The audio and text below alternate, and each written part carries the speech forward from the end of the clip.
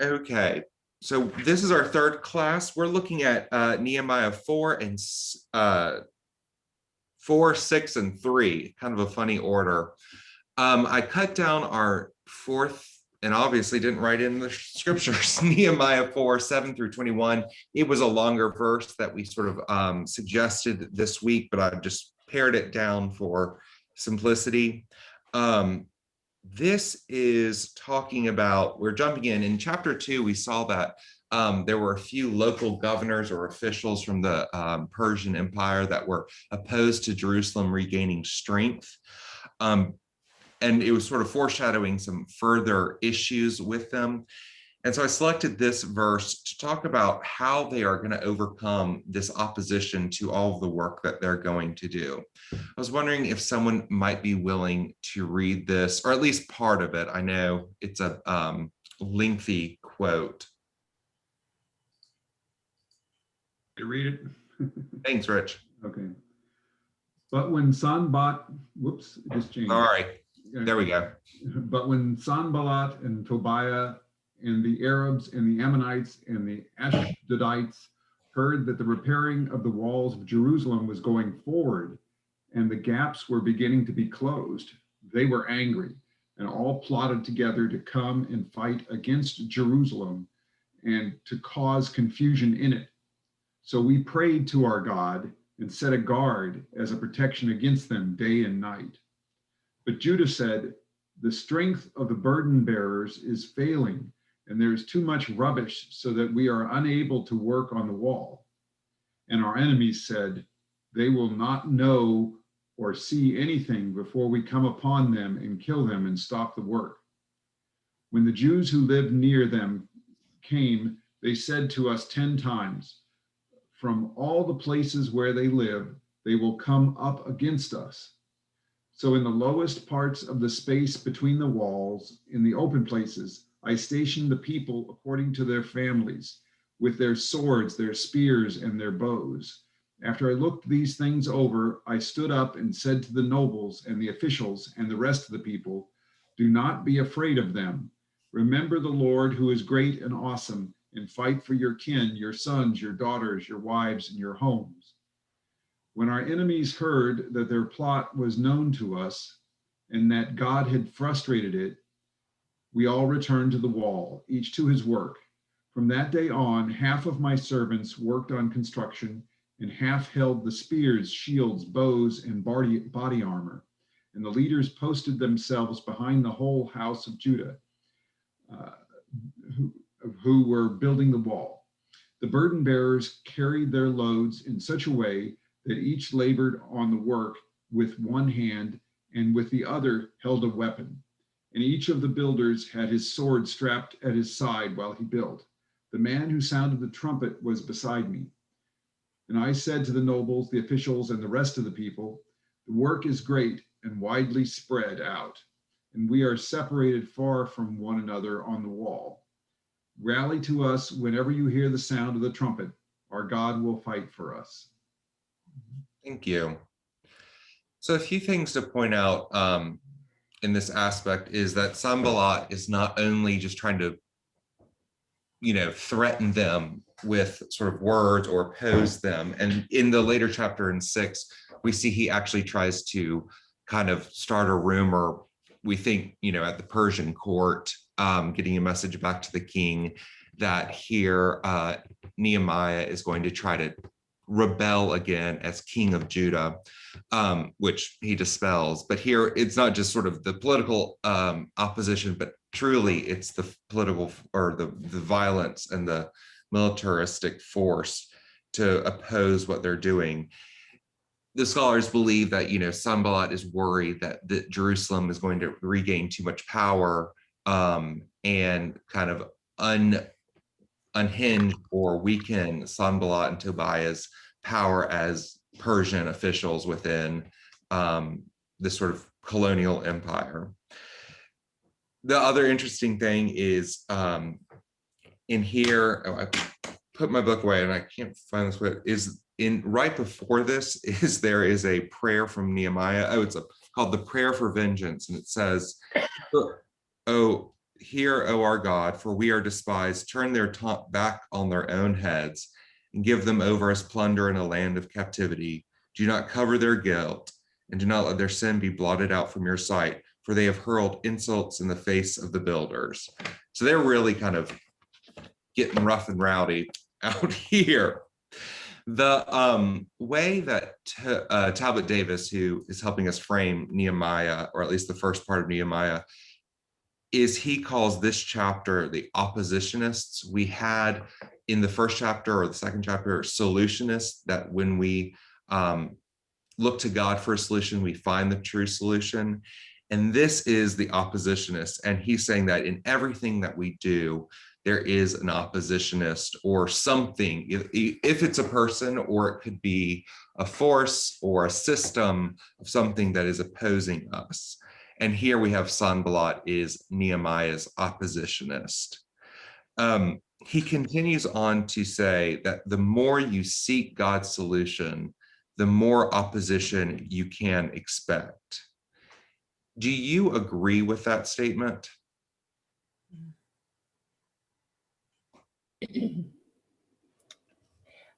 I don't want to like tiptoe over onto like the devil works against you territory, but I think that that's where this conversation goes sometimes. Like, not today, Satan. You've heard that phrase recently, or seen it on a t-shirt, or maybe just me in Tennessee. But I do feel like sometimes the more we work towards something that God really wants for us, and I don't know, maybe we just notice it more, but like a recent example, I got this job at this church, and I truly feel called to be there. And then that's Colt being an old man behind me, the dog. I felt like so many things were trying to stop us from getting there. And I don't know, that maybe that's a little too like selfish, or to think that the world might be like opposing me seems silly, but I do feel like sometimes you notice those things more. Oh, that's not silly at all. I think there are things that oppose what we're doing, and it doesn't have to be something that's beating us down. It can just be, I don't feel like doing that today, so I'm not going to do that, when I know I need to get up and take care of whatever it is I have on my mind. So sometimes it's just sitting there being not doing anything that the Lord is working. Well, no, it's not the Lord. The devil is saying to me, you don't need to be doing that. Let somebody else do that. I have a little bit of a problem with the more it creates more hypothesis there, but definitely I do believe in this is saying you'll encounter opposition in when you're trying to seek God's solution is his point. And yeah, you will encounter that. And God gives us strength in community and looking to him to get through it. That's what we're seeing in this chapter. There's a lot about fear and doubt in the minds of the Israelites there, that, oh, maybe we can't do this. Oh my gosh, look, there's opposition. And yet they get over that hurdle. And so I think that is something that it's trying to teach us. But I don't know if, I think sometimes the more I seek God's solution, the clearer the road becomes. So as opposed to getting more difficult, sometimes if I'm not following God's solution, I'm part of the opposition, and I'm I don't know, it's getting kind of crowded and chaotic.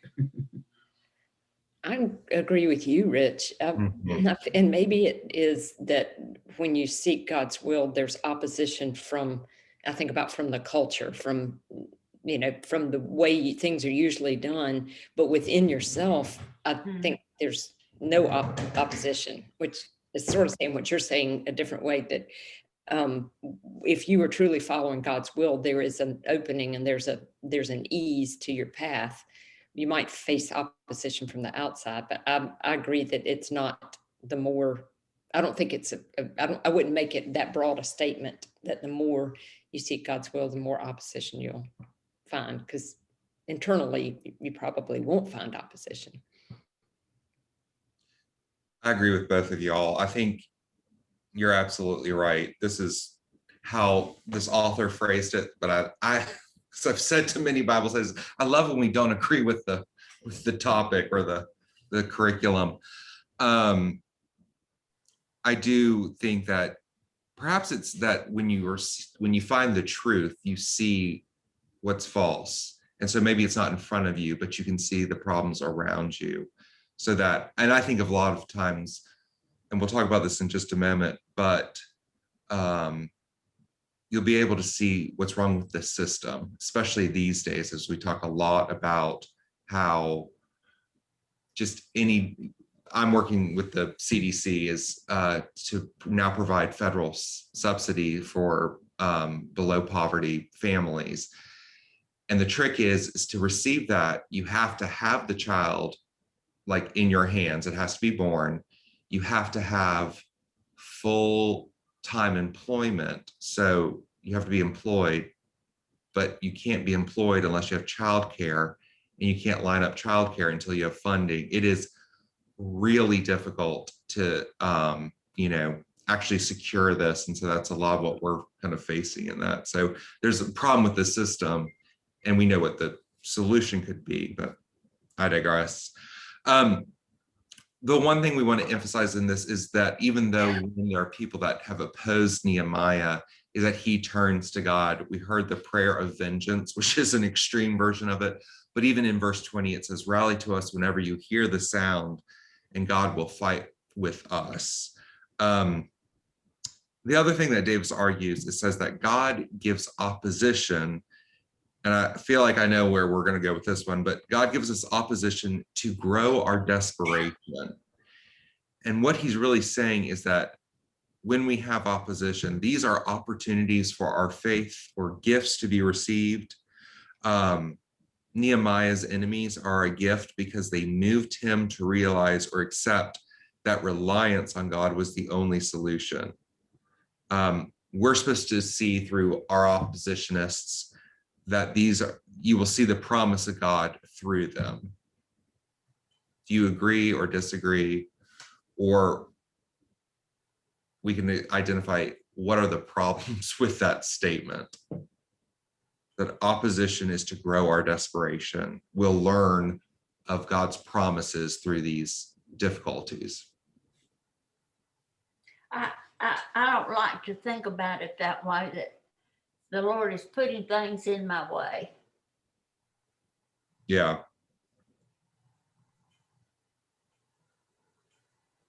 I think it's an opportunity, and I think we teach it all the time that through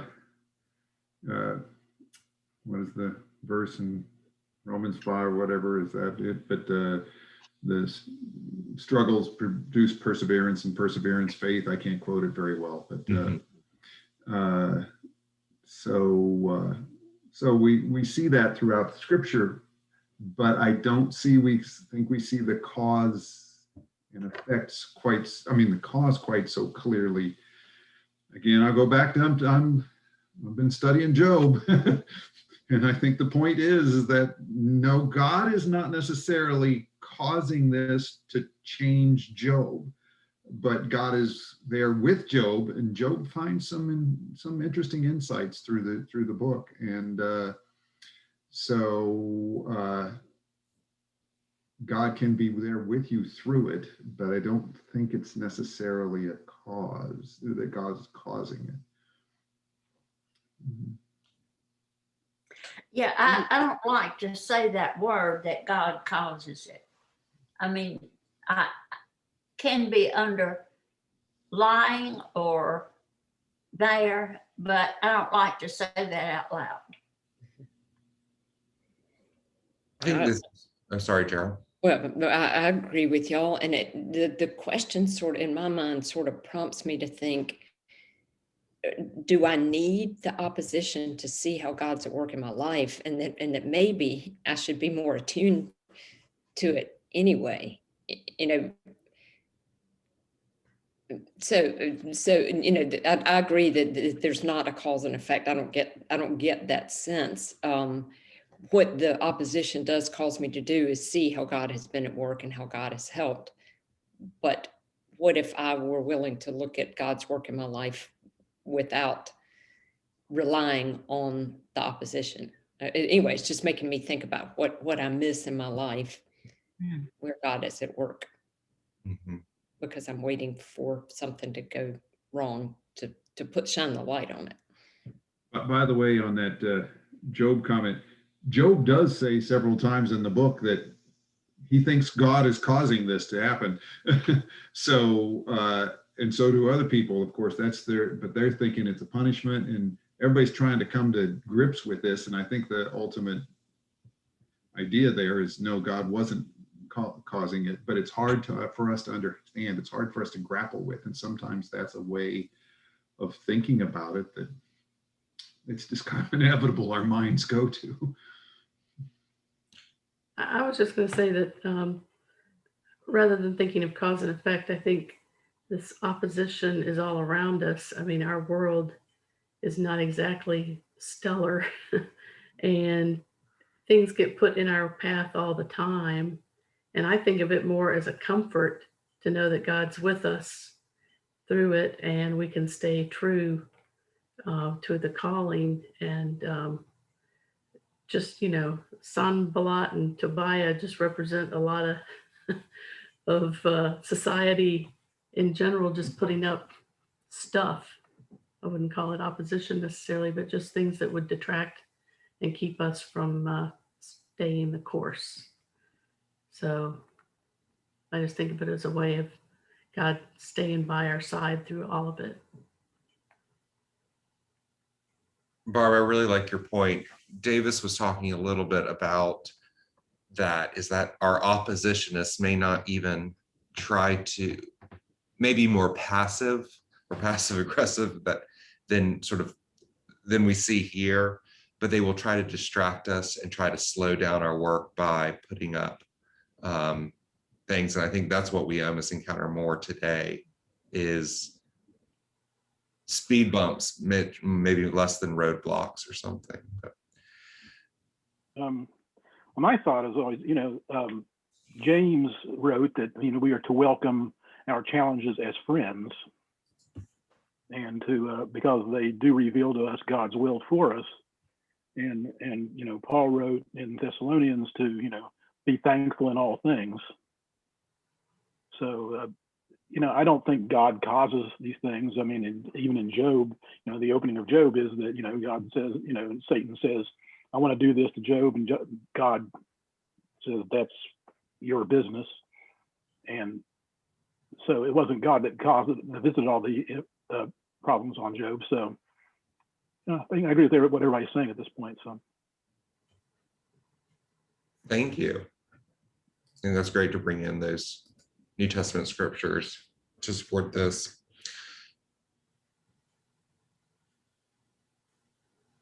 I sometimes think that this God gives opposition to grow desperation is a little like one step away from everything happens for a reason, which is very dangerous. I think, especially I was thinking in terms of pastoral care, is extremely dangerous. And also one thing that we often try to reteach or help I don't know a good word for it, but the sort of that retribution is you're being punished for bad deeds. It's, that is far from what Reformed theology is, but being in the South, I think a lot of times those who come to us from different traditions come with that theology and having to correct it. And sort of God is giving you these things as a test or as a punishment.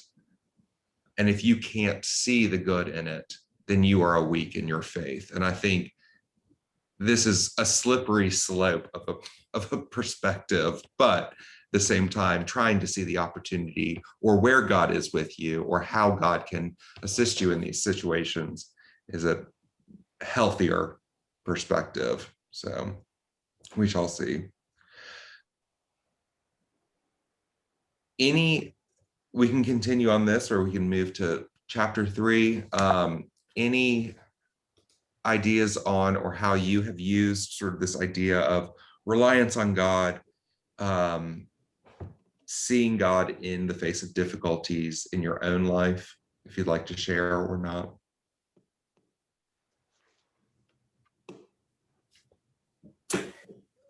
Robert, we went through a season, a very long season of infertility between our children. So there ended up being 6 years between them. And through all of those years, which were, it's dark valley. I kept telling my therapist, my pastor, my husband, God didn't promise me this baby, like there was no promise at the end. And that was different than some of the, blogs or however else I followed people who were kind of in our same season. But I really wanted a promise, and there was no promise. And so I think that for me, I'm trying not to take this on selfishly. There are a lot of different angles to that. You could say, God wants me to have this baby, or this, if I pray hard enough, or if I do enough, then I will get this baby. And it didn't feel right for me to say, this is somehow something that I'm doing wrong. Mm-hmm. So it was like the real life test, and it wasn't fixed in 6 months, and it wasn't fixed in 9 months, and it wasn't fixed in a year, like it was a long valley, especially for a young family. We were young sprouts. We aged a lot in those 6 years, probably like 20 years. So that was just one example, I think, that really applies to this. I could have really made it about me, and I could have made it about like God not delivering for me, but thankfully that was not where my heart went. Thanks for sharing that. I really like that idea of like, what is the promise we've been made, and trying to find the truth in that. And that is very difficult for sure, especially when in a difficult situation like y'all were in. Delilah Jane, we can identify. We were married 16 years before our daughter came along. I felt like I was in forever fertility, going to a fertility doctor. And I think some of it is trust. And God wants us to have a trust and a faith in him. And at some point, you just have to trust that God knows what he's doing. So anyway, share your pain. I don't think we got to the place, and I think that was very healthy, that, well, we're fine with this life either way. We're just fine either way. It'll be great with God. And I think that was a good place to get to.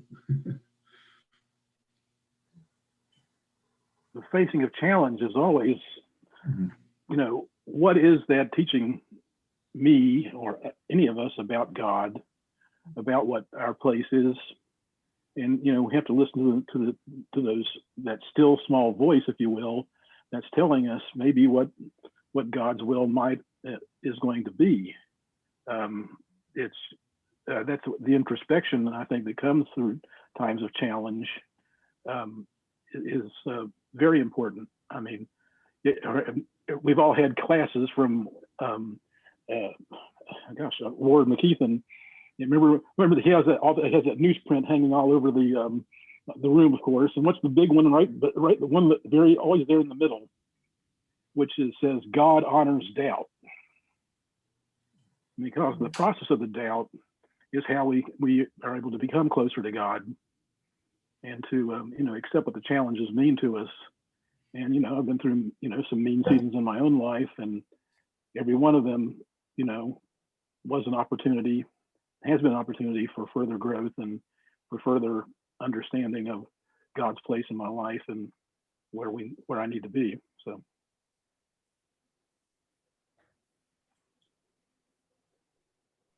Gosh, thank y'all so much for sharing that. That's really helpful and really insightful.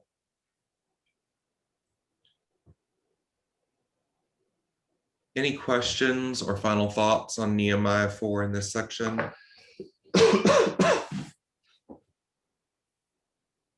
All right, well, let's pop back over. No, gosh, I swear this thing is, there we are. So in Nehemiah 3, we're actually going back. This is a chapter that they think was dropped in either at a later date. It doesn't fit in the longer narrative of, I mean, it makes sense in the story, so it helps sort of fill in the gaps, close a plot hole perhaps. But the style and the sort of function is just a little odd for the rest of Nehemiah. So the scholarship I was reading didn't really suggest that it was written at a later date, but they do think it was sort of moved to this position at some point by someone. But I will read this because there's a whole lot of weird names, and bear with as I butcher them all. So let's listen to Nehemiah 3:1 through 12. I really need to finish writing out scripture verses. Then the high priest Elishib set to work with his fellow priests and rebuilt the sheep gate. They consecrated it and set up its doors. They consecrated it as far as the temple of the 100 and as far as the tower of Hananel. And the men of Jericho built next to him, and next to them Zaccur, son of Imri, built. The sons of Hassenaah built the fish gate, and they laid its beams and set up its doors, its bolts, and its bars. Next to them, Meremoth, son of Uriah, son of Hazak, made repairs. Next to them, Meshullam, son of Berechiah, son of Meshezabel, made repairs. And next to them, Zadok, son of Banah, made repairs. Next to them, Tekoites made repairs, and their nobles would not put their shoulders to the work of the Lord. We're going to just keep, I'm just going to skip the rest of that. But the last point I wanted to say, I wanted to include verse 12 because it says, next to him, Shalom, son of Halohesh, ruler of half the district of Jerusalem, made repairs, he and his daughters. So I always enjoy when women are included in the Bible. I want to make sure we include that. So this is this entire chapter is verse after verse after verse, and literally the whole story goes all the way back to the sheep gate, so that they're really, you can see that they have completed the walls. And the pattern for this is name, task, and continuity. So it is Elishib, he works on sheep gate, they do the doors, and then they go to the tower. And then next to him is the men of Jericho built next to him. And then it was Zaccur. And it continues on. So there's the sense of continuity and a complete repetition, which, a stylistic repetition is very traditional, and we're very familiar with it in the Old Testament. I thought it was interesting to note that each person was building or was in charge of the repairs that were closest to their home. So that it was a clear delineation of who was responsible for what, but also thought it would, an interesting point of pride, so that there's some personal investment in their work, that they want to make sure the defenses are of quality if they're going to have to live next to them. They don't want to be blamed for any shoddy repair work. The really interesting thing to note with verse 3 is the way few people have phrased it is it's as if Nehemiah especially, but also sort of the wall as a general concept, kind of fade into the background. And the thing that comes to the foreground is really these names and these specific places, which are like locations, neighborhoods within Jerusalem, which provide a sense of identity to each of these people, each of these communities within this larger Jerusalem, so that this is no longer a memoir of Nehemiah, but it could be a memoir of a people or peoples. And really someone calls it a tribute to these people, so that this is no longer the memoir, but it's now a tribute to all of the hands, all of the individuals and groups of people that really made this wall, this work possible. And this is why it's a success. It was completed almost as if Nehemiah wasn't there, so that he just sort of coordinated the action, but then this is really truly how this work was finished. Anything people would like to highlight as you read this section, even if it's not on the screen, or if you would like to take a stab at any of those names, you're more than welcome to. We can practice reading biblical names out loud. I really appreciated that there were people from all walks of life here, the priests, the nobles, and and they all participated in different levels, or not different levels, they all participated. Yeah. Except the nobles of the Tekoites, but some of them did. Talbot Davis was clear tonight. He goes, the people will not follow where you do not go. I thought that was an interesting point. So thinking of this as an example of leadership or solutions and problems, if you're not willing to look for the solution, they're not going to look either. Doesn't mean you have to do all the work, but you have to put in some effort. And you really do have to lead by example. Mm-hmm. Absolutely right, Nancy. This kind of reminded me of the Sunday school lesson. I think I was in third grade, to be perfectly honest, and it was about the book of Nehemiah, and it was a story being told by one of the daughters of one of the people who was helping to rebuild the walls, and he was a perfume maker. And so the daughter was describing how, his hands were now so rough and calloused and blistered. And when his skin was always so smooth and sweet smelling because of what he did for a living, and, and how troubling this was, but how her father kept saying, well, no, we're rebuilding the temple. We're rebuilding the city for God.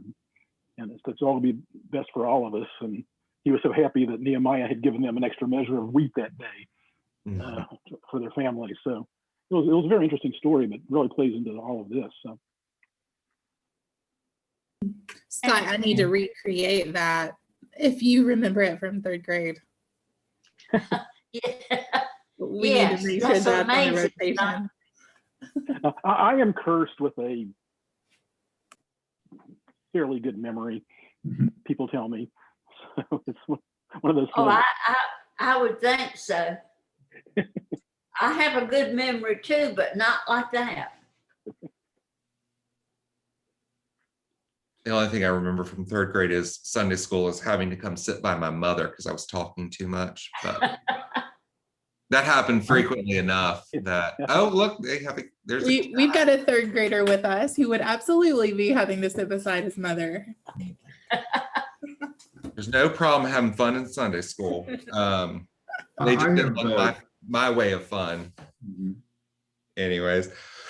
I have two thoughts on this. Okay. Oh yeah, sorry, Rich, I'm sorry. One, okay, let me try to get these straight. So one, it's just my old idea that, volunteers make a huge difference. There were other chapters about leadership, and you're not going to get followers unless you have a leader. But this one is saying, well, once you're a leader, you've got to get followers. You're not going to do it on your own. You need those followers. The followers are important, and the volunteers are important. And as we know in church, that's a key to getting the church really involved. It's just a great thing. We need to constantly be developing that and working on that. My second thought was in the sense of a tribute. This is a tribute to everyone who contributed. And that's something we always need to remember in our society, that when we get into some of our classism, let me say, call it, or just thinking about how society runs, we have to remember that we owe a lot to everyone who contributes. In the pandemic, we've brought to the forefront some of the essential workers that are at the bottom of our pay scale thing that help keep our lives running. In a lot of the talk about reflecting on slavery now, places like Davidson and things realize we have to make tribute to the people who helped build this place, that didn't all do it completely voluntarily, but they did build, and we need to give tribute to them. So it's something we need to remember.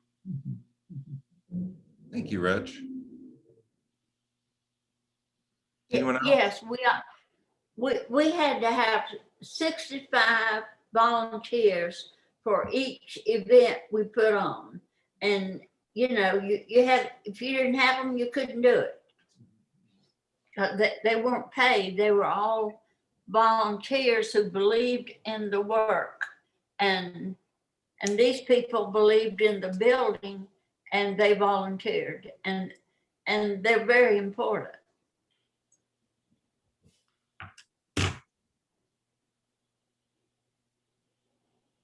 Come preach that from the pulpit, Nancy. Well, you have to have that number. Well, I mean, that was our number for that event, but for the church, you have to have so many volunteers. And like in Christian education, you have to have so many teachers, so many, and if you don't have them, the wheels don't turn. Absolutely. And Nancy, you need to come preach that from the pulpit, because we do have a capital campaign going on now. So, How was the campaign doing? We're in the public phase now. We sent out the brochure, so we should see soon, but the quiet phase went very well. So we've already started work, so we're moving and grooving. Talbot Davis frames this, and I'm going to give a big old caveat on this one. He frames this as saying, leaving your mark isn't about what you have accomplished, but about who you have influenced. Now, this remark in this book has really focused on about the first 6 chapters, really on the physical work that Nehemiah did with the wall, which he did with great success. Doesn't look at his, and this is why I think we really need to focus on Nehemiah looking as a solution seeker versus a leader, because in the second half of Nehemiah, it's all about the spiritual revival, which fails horribly. And Nehemiah is not successful in that. But if we're looking at him as the governor repairing this, with the rehabilitation of Jerusalem, so leaving your mark isn't about what you have accomplished, but about who you have influenced. And we see here that he has so greatly inspired his people, or challenged his people, to face down, a military who will come and destroy them for just trying to rebuild their city, to have organized them in what, has been over 100 years of just ruins. So it seems like he has been a great influence. Do you see that as well? Or do you believe that leaving your mark is more about how you have influenced either individuals or influenced change?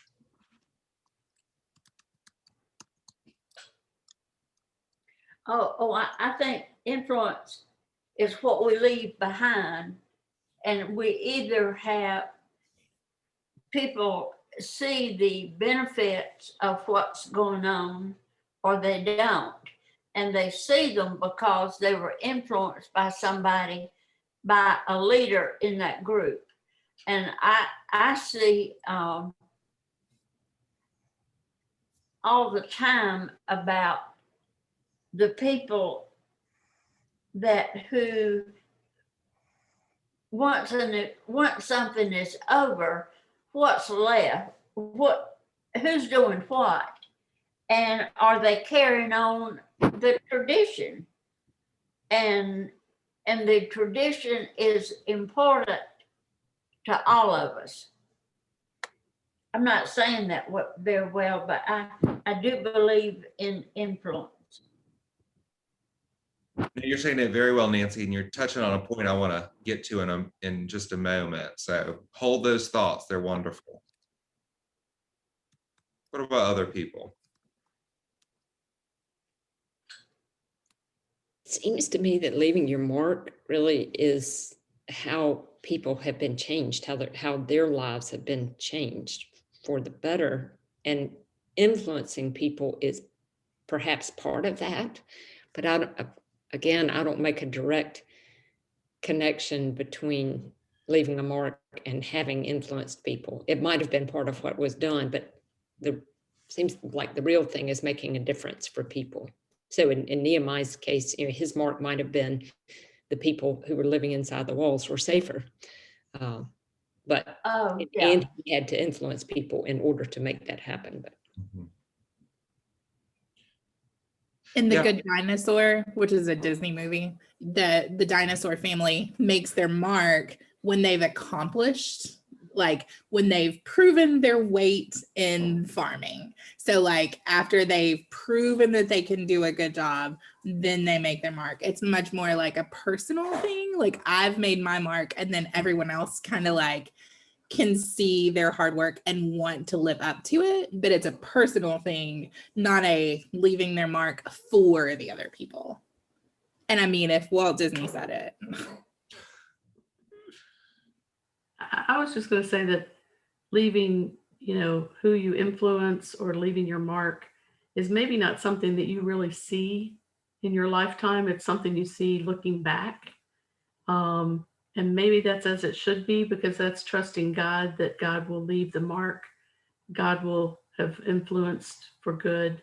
And it's not about me. It's about what God's doing in the world. Oh, yes, Barbara. If I think it's my influence, then it's really God's influence that's leaving the mark. And that way you can go back and see what God has done. Mm-hmm.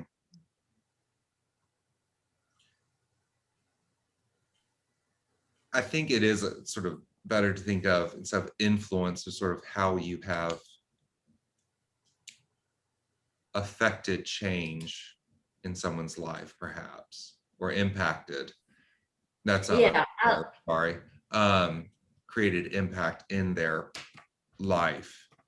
Because I was thinking, because Talbot Davis then goes on to talk about to be, I think he said the word influencer, and this was written in 2006, so it's a different idea than we talk about influencer today, I think. But to have one who has influenced, you had to have been influenced as well.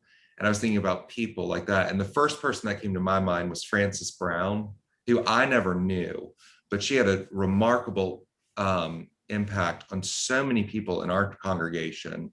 And I mean, I hear about her great work and how I'm benefiting from people she touched. So, I mean, I think, influence and the difference she's made in so many people's lives really resonates throughout our community, our congregation, but also our community. I know her son, he's extremely involved in his church and Charlotte as well. So it's really, and I was thinking of so many other people who kind of fulfill this. I can't think of physical things they've accomplished, but their ability to impact, to create change and resonance with other people is just really remarkable.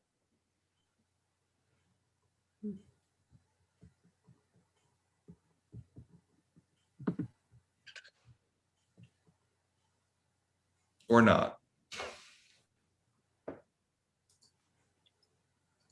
Oh, we've all heard about to influence. No, I like that word impact.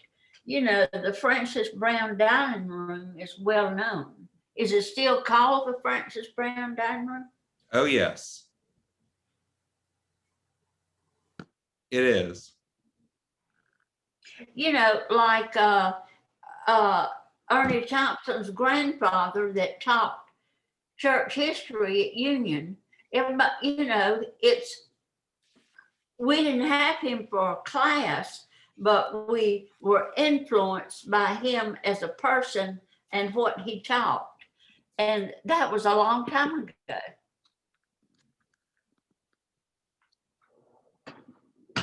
I'm right there with you, Nancy. I have his books got me through my thesis at Davidson. So Yes. It is amazing, isn't it? it is.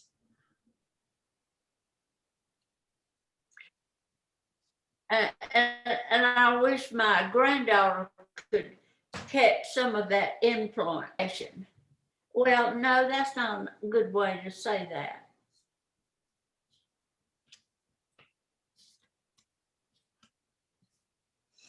What about for others? I mean, what's your perspective on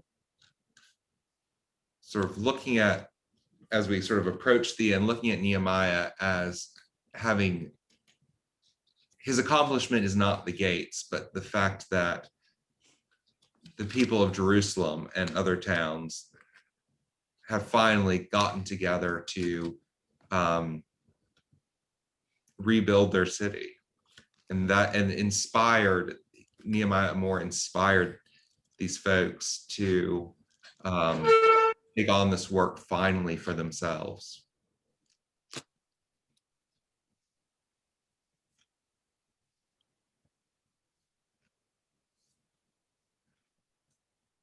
I think, you know, we all have the people Say that again, Robert. Yeah, Nancy? Yeah, we all do have people. In my life, I had a 5th and 6th grade elementary school teacher, Mrs. Lowe, and I can't remember the other lady's name, who believed in me, and I studied hard for them. And I think all of us have people in our lives that we look up to and we want to do well because of who they are, or who they were. Absolutely.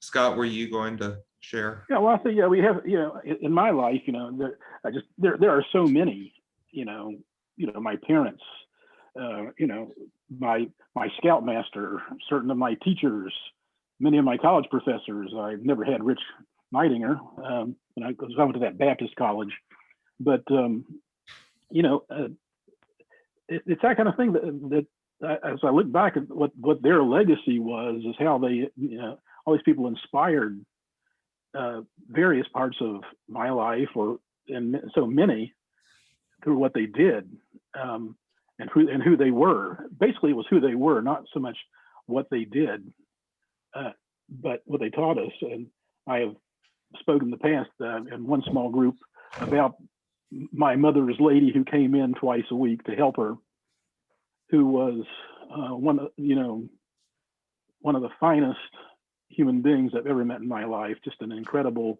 witness, very Christian woman.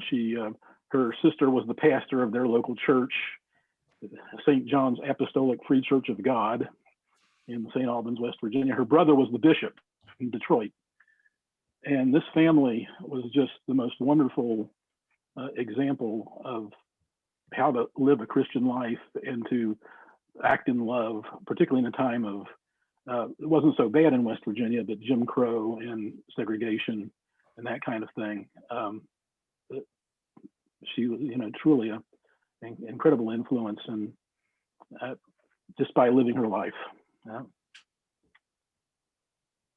It's wonderful. Thank you, Scott. Just looking at the time, any final thoughts on Nehemiah, influence, building? It's just made us realize in each of our little worlds, we have influence that radiates, that spreads. And we don't think about it that way. Nancy, you must have read this book, or at least wrote it. I think you were the ghostwriter on it. The author talks about making sure we do not hoard our spiritual gifts, that we do have ways to give, even if we do not realize it. But there's, and sort of going back, that there's always something that we can be doing that will help another person and improve in the community, however you want to define that community. Well, thank you all for joining us today. I will let us go, as some maybe coming over here or freshening up your coffee for a bit of TV church. We will not have Sunday school next week, nor May 30th is that next Sunday, because that's Memorial Day weekend. We'll be rejoining at 9 a.m. on June 6th with a town hall conversation about the Capitol campaign led by Penn and Pete Carlson.